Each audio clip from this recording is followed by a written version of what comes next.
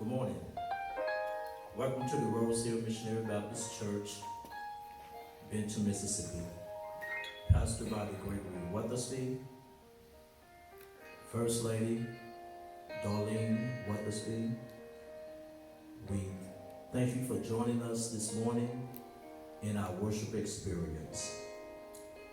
Today we want to talk to you just for a little while from this thought: a lesson of grace, coming from a very familiar passage, a very familiar story dealing with the prodigal son, which is found in Luke, the 15th chapter, verse 11 to verse 32. May God add a blessing to the ones that are listening in your hearing. Let's pray. Most holy, our Heavenly Father, it is once more again we thank you for the many blessings thou bestowed upon us. Father, now we ask you to increase in us that we may decrease.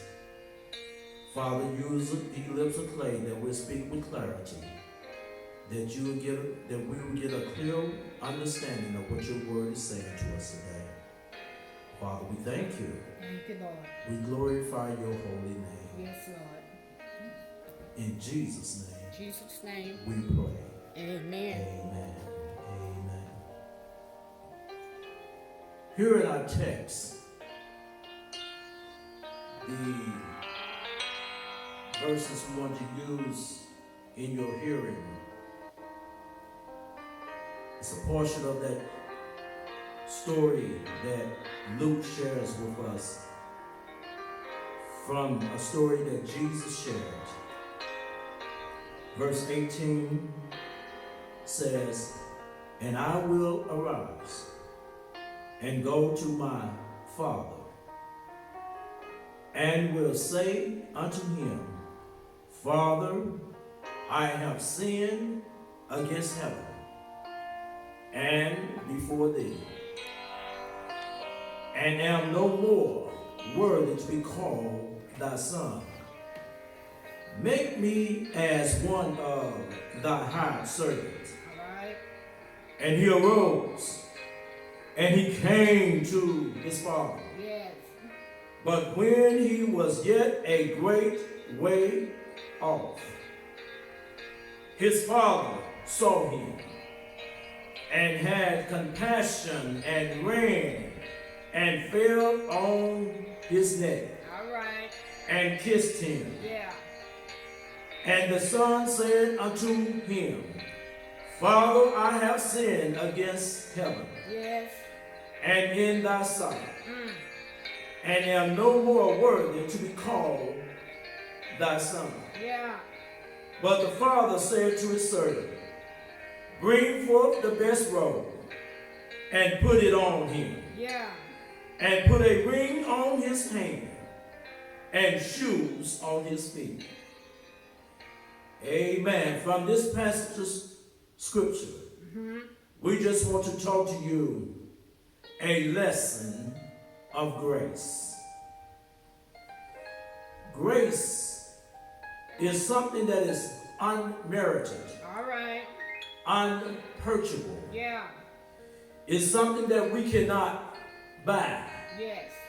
It's something that we cannot earn. All right. But it's something that is given to God. Yes. Matter of fact, some of the acronyms that I like using for this word grace is God redemption at Christ's expense. All right.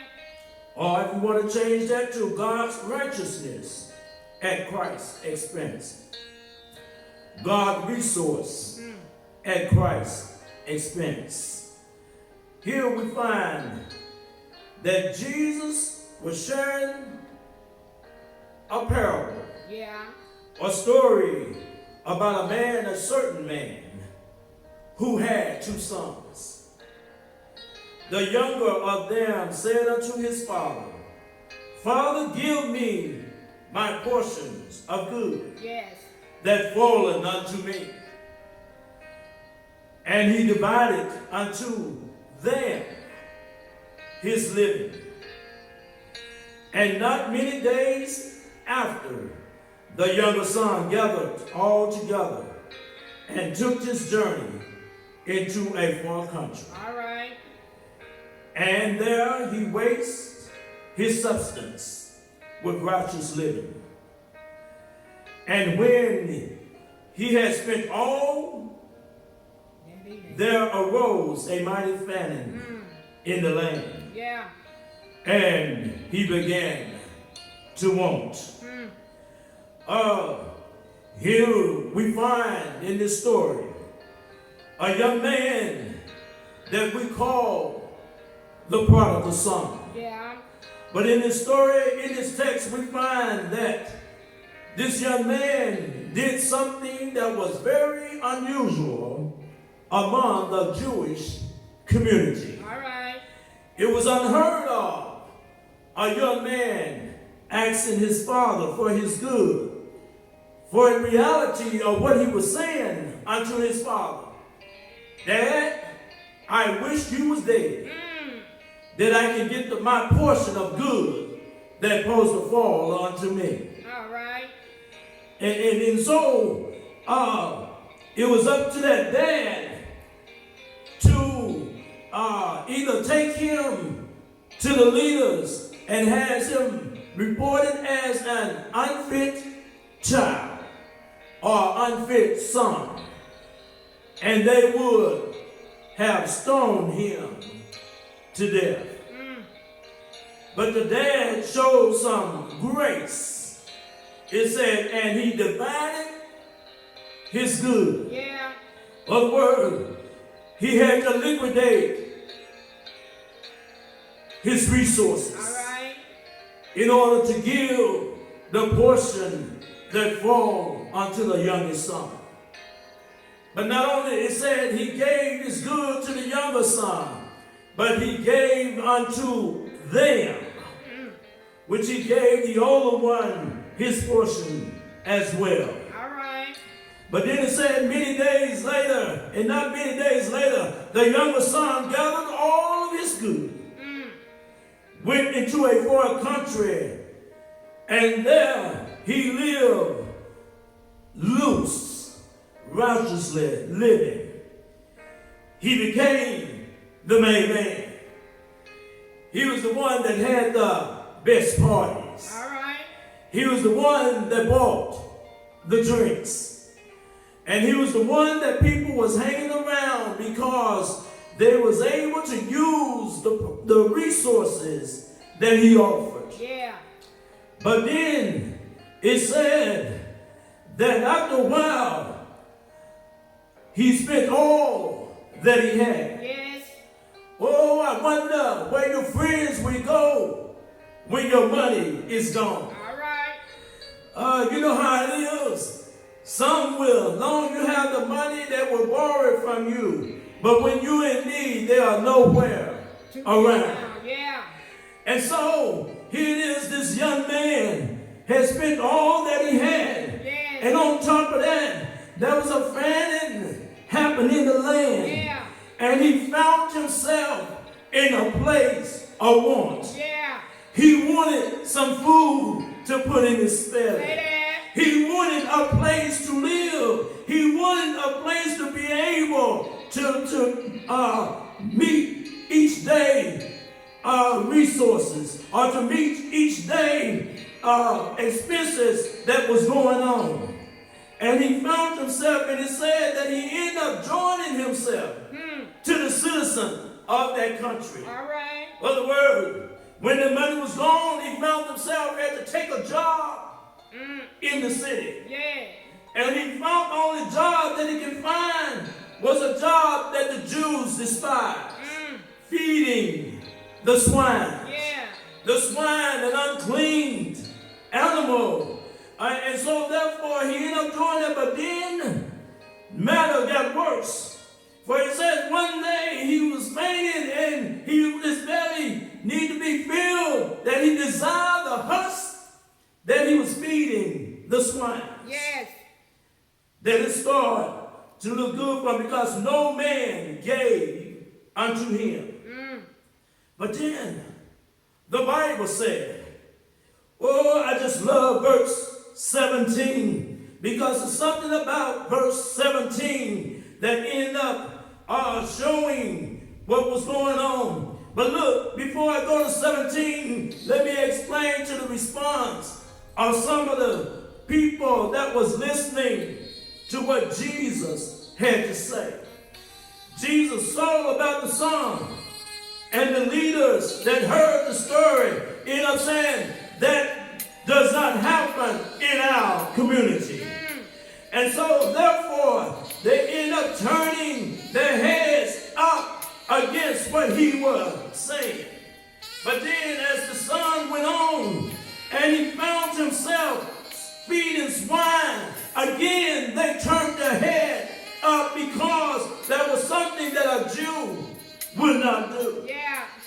And so he found himself desiring the husk. He found himself desiring the food that he gave unto the swine. Yeah. But then 17 says, and when When? he came to himself. Yes. There must be a time when we come All right. unto ourselves. Yes. And he said, how many had servants in my father's house? Have bread enough to spare, and I perish with hunger. All right. Oh, it's a good thing when we out in our troubles, Yeah. when we out in a land called want, to come to ourselves and realize that there is help Yes. at home. Yes.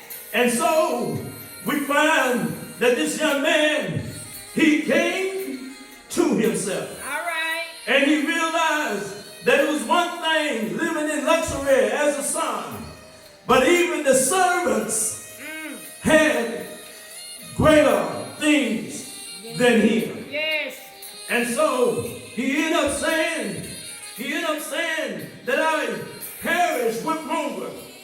And he came up with this solution. All right. He said, I will arise Yeah. and go to my father, All right.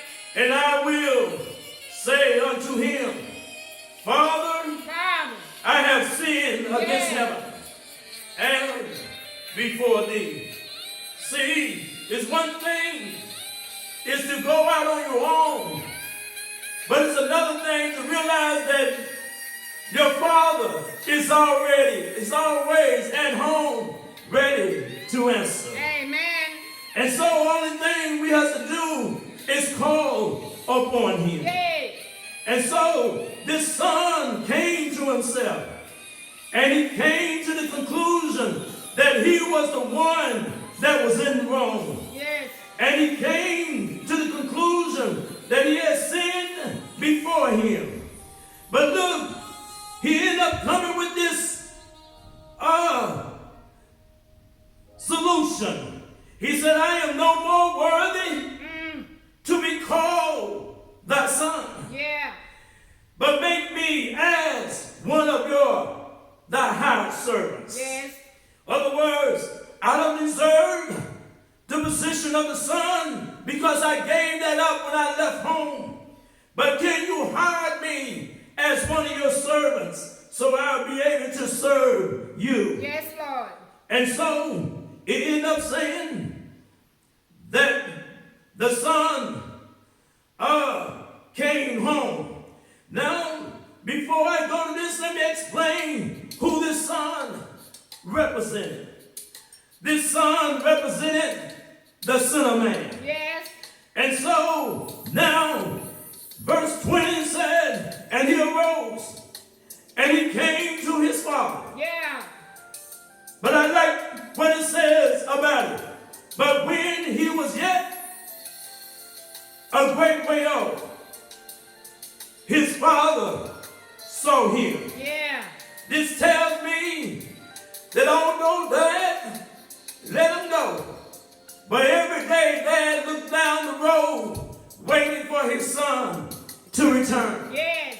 He looked down the road, seeing when his son would come back home.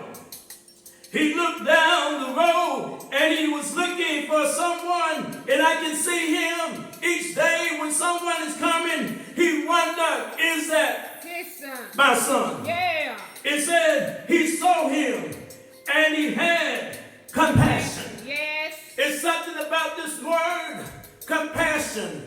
Compassion is something that we share, even though the person might not deserve it. All right. But yet you have some compassion upon them. Yeah. And so it ended up saying what happened was, as the son was far off, the father saw him, and the father ran unto him. Yes. Oh, here's another picture of where the leaders end up hearing what Jesus had to say. Because he is painting another picture of something that the leaders would say is unheard of in our community. All right. What happened is that the father had compassion and he ran unto his son and fell upon his neck and kissed him. Yes. What is this saying? Is that the father was showing what we call grace. All right. Although the son didn't deserve it, although the son did not purpose it, but yet the son found grace in the eyes of his father. Amen. It said the father ran unto him. And also, what happened is this. The father showed grace in this picture of, and the father represents God Almighty. Yeah. Which represents that God is always looking for his children to return. Amen. And so, here in our text, we find that the father did something that normal Jews would not do. What's that? What they would do is this, is that they would end up taking that son. Mm-hmm. And when the community, the leaders, see him coming, Mm-hmm. because the son not only disgraced that father, but that son disgraced the whole community. Oh, wow. And so, what they would do, they would take that son and they would judge him. And when they judge him, they would put him to death. Oh, Lord. Oh, what happened is the father did something, what we call grace. Yeah. By the father going, and when he saw his son, and he did something, he ran to his son Yes. to get ahead of the Jewish leaders. All right. And when the father came to the son, he embraced him. Yes. And by embraced him signified that the father forgave him. Yeah. The father showed some compassion upon him. Yeah. The father showed some love upon him. The father showed that he loved him. Yeah. And he ended up saying that he fell upon his neck. All right. And by falling upon his neck and kissing him, no matter of what it is, but listen to the confession of the son. Mm-hmm. While the father was doing that, the son tried to say, he said, Father, Father. I have sinned against heaven Yeah. and in thy sight, and I am no more worthy to be called thy son. Mm. And so, it's something I want to point out in this passage. Yes. Notice that the son did not get a chance to say the whole thing that he rehearsed. All right. There is something he left off because he ended up saying, I am no longer, I have sinned against thee. I have sinned against heaven, and I sin against thee. And I'm no longer worthy to be called your son. But he didn't get a chance to say for him to make me one of your hired servants. Uh-huh. Because the son realized when the father hugged him, when the father kissed him on the neck, when the father embraced him, he realized that the Father has restored him. Yeah. Oh, the restitution, he saved him from the restitution, because if the Father forgave him, the community had to leave him alone. Yeah. Well, here it is again. The Father is showing the love of a Heavenly Father. Yes, sir. A Heavenly Father is willing, and he's just waiting for his child to come home. Yes. And notice how he responded. The Father ended up looking at him, and no doubt the Son was looking back. The Son was not looking like he was when he left home. Yeah. The Son's clothes was not adequate. The Son's clothes, and he ended up saying, go get him the best robe. Yay. Oh, I'm looking at his feet. Put some shoes on his feet. Put a ring on his finger. And look, the Father ended up letting him know that he is restored. But look, he didn't stop there. But he ended up saying, bring hinder, not the smallest calf, not the middle-sized calf, but bring the fattest calf. Yeah. And kill it, and let us eat. Yes. And be merry.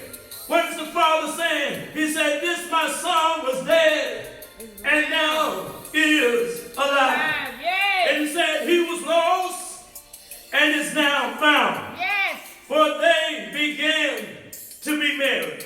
Oh, but look, let me give you one more thing that represents God Almighty. Yeah.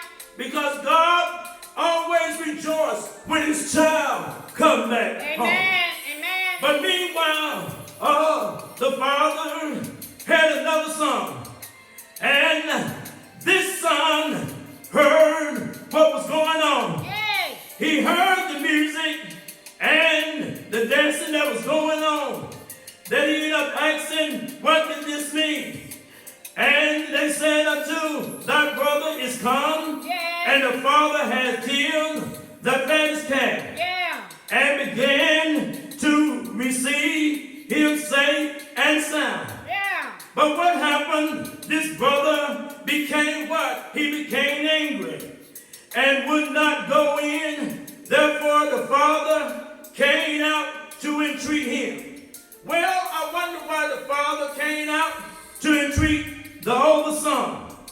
Well, here it is. The older son ended up saying, Father, I've been here with you all this time, and he left you, and he ended up taking everything of his portion, and he left you. But yet you go, and when you return, you end up killing the fattest calf, you end up getting a party, and then, so this son said, the father said that he ended up, well, what he was saying is that you end up doing these things, he have been out with harlots and all these different things, but yet you end up giving him the fattest calf, having a party for him. Yeah. But the father said, your brother was lost, Yeah. but now he's found. Yeah. Your brother was dead, but now he's alive. Yeah. And so therefore, what I'm saying